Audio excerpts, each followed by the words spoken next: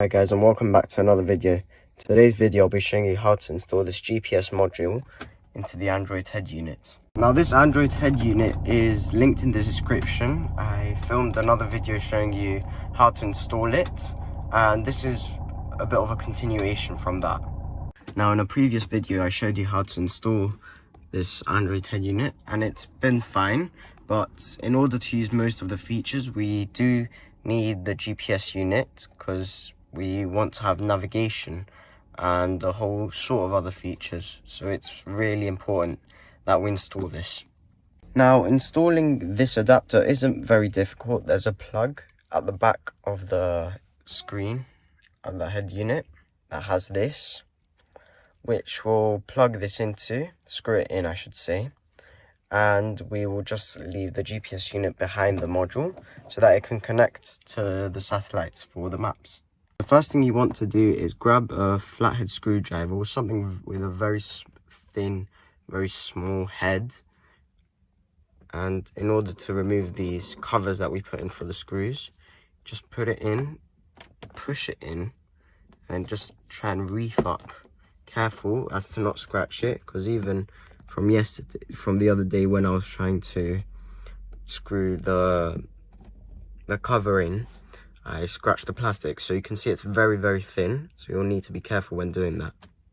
So after you've removed these covers from all the 4 screws, don't forget the ones on the side and at the back, then we can remove the screws. Now these are Torx 25 and we'll remove them right now. After you removed all the 4 screws, the panel just lifts up and out. Careful because there's all the cables still connected, but you can now lift it out. So once you've lifted it out, you can sort of place it on these corners of the dashboard so that it stays steady. I wouldn't rely on it though, because there's still a lot of strain on these cables here, but for what we need to do next, it's good enough. So next what we need to do is remove the screen from the actual frame. So what we'll do is unscrew these 4 screws.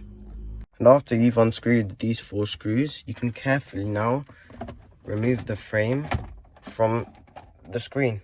So now, having removed the screen from the frame, we can locate the connector we need. Now, the connector we need for the GPS is this one, and the way you install it is you put the connector of the GPS antenna over it, and then you just screw it until the threads find each other and until the screw goes tight. Now after having screwed in the connector for the GPS, I would recommend you unravel it a bit more just so it can get a better connection. After you've unraveled it, I would say that you should just place the GPS module and a bit of the cable into the hole just there where all the cables come from. Now after having done that, we can test the GPS module out. Loosely just putting the screen back on, we can put the ignition in and check the GPS module.